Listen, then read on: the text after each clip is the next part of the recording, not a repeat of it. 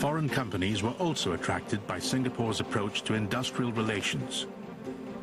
In 1968, new labor laws greatly restricted the right to strike.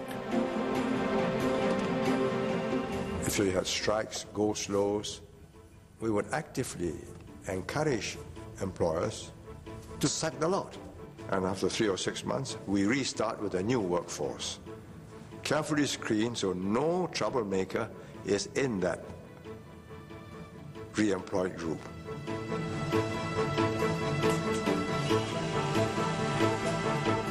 At the end of the day, we're all so many digits in a machine.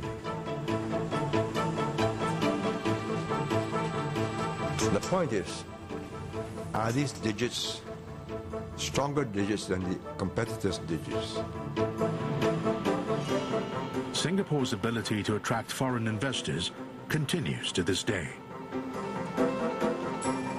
It is still the Asian base for dozens of multinational companies.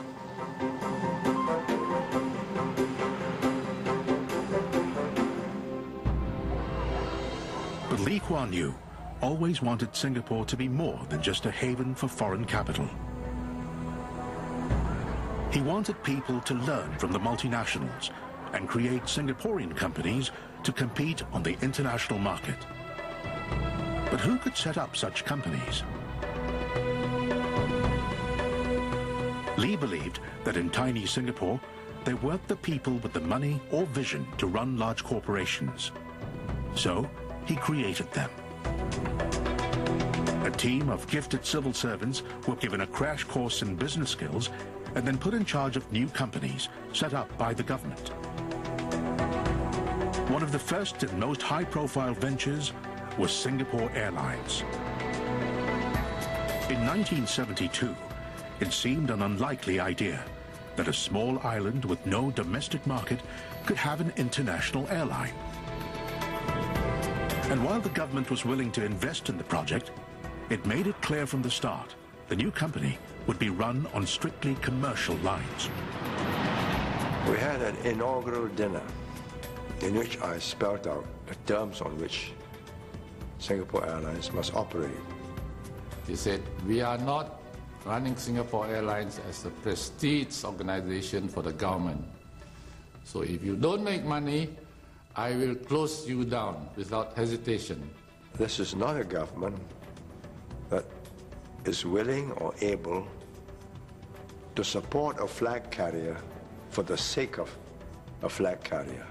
Knowing him, we all know that he will do what he said. So that was really a great incentive for us to make Singapore Airlines profitable right from the beginning. At the time, the aviation industry was highly regulated, but Singapore Airlines refused to play by the rules set down by its governing body, IATA. They control the meals, the drinks, the earphones. They even specify how thick the sandwiches that the airlines can serve to the passengers. I mean, it went to those ridiculous extent. So resign from IATA. We give free drinks. We don't charge for earphones. And that went down very well with the passengers. In-flight service was the battleground on which Singapore Airlines competed with other carriers. And still today, it is a huge catering operation. It produces 65,000 meals a day for its own flights and those of many other airlines. When you serve the passengers, what's the first thing you need to do? Greet them. Greet them. All at one go? Would that be better? Yes. Okay. But its most prized asset has always been its cabin crew. Would you like to have a glass? They spend more time in training than at any other major airline. That's right. Okay. Make small talk if it's appropriate. Okay? All right, let's start. Good morning, ma'am. May I offer you a drink? Orange juice, wine, and beer. Which one do you prefer? Apple juice, please. Here you go, your apple Thank juice. you very much. Good morning, ma'am. Would you like to have a glass? When our girls provide good service, they look as if they are doing this naturally. Here is your orange juice. Actually, they are doing this according to very strict procedures. Okay, these are the 4 juices you're going to offer her, right? Okay. See how it goes. Try. Okay, come on. They have Asian background, so they give the Asian way of courtesy. But at the same time, they are educated in the English language. Ask is not available on. So they are able to converse. They are able to solve problems. Maybe you would like to try a fresh squeeze of orange juice. And it's this combination of the Asian and Western culture in the Singapore population that is so important. In the 70s, the stewardesses became the stars of a global marketing campaign. Her home is 5 miles high. You know the Singapore Airlines advertisement, slow, with the girl smiling in various locations. It's a fantasy built around the Singapore girl and the romance of travel. And it was an instant success because it was so different that people were glued to their TV. Caring for you. The Singapore girl has become one of the most widely recognized brands in Asia, and for many, a symbol of Singapore itself, a mix of Western efficiency and Eastern promise. You're a great way to fly. The Singapore girl was the idea of some advertising agency. I had nothing to do with it. It was a success, so I congratulated the management for having such an agency. Show me half the world and more. Show me all those places. But at the same time, that was quite a problem because for the Singapore girl to remain attractive, she's got to stay on the right side of the 30s. Follow the triangle. And if you allow the kind of trade union rules to keep a matron on till she's 40, then you haven't quite got that bloom of youth and freshness and eagerness.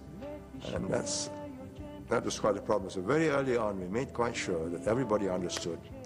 We play by a different set of rules. The airline's success with in-flight service was extended to its growing fleet of aircraft. Its planes are younger and renewed quicker than at any other major airline.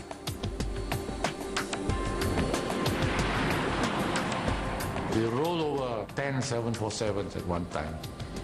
So we were buying maybe 10 plus 10 option, and we were replacing maybe 10 747s in one go. Now that was unheard of. People thought we were crazy. Today, Singapore Airlines is one of the most successful carriers in the world. But the company is still largely state-owned. The same is true of Changi Airport. Efficient and profitable, it complements the airline. And Singapore's huge container port, one of the most modern in the world, is run by the PSA, a government organization. In almost every sector, telecoms, manufacturing, heavy industry, state-owned companies dominate. There's been some privatization in recent years, but 60% of the domestic economy is still, at least partly, controlled by the state. Yes, we can. Together we can do much more. We'll do. By and large, the Singaporean model has been seen as a form of successful socialism. We have a plan. We have a plan. But in Singapore, socialism has been tempered by hard-nosed economics. Yes, we can. Together. The bottom line has always been productivity. To be a good socialist, you must make money. Because most people say, oh, that's rob everybody, get socialism. That's what happens in most countries. Rob the rich, give to the poor.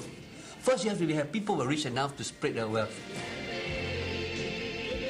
You don't want a society where people what I have for handouts. There's no handout here. It is socialism, but it's a different form.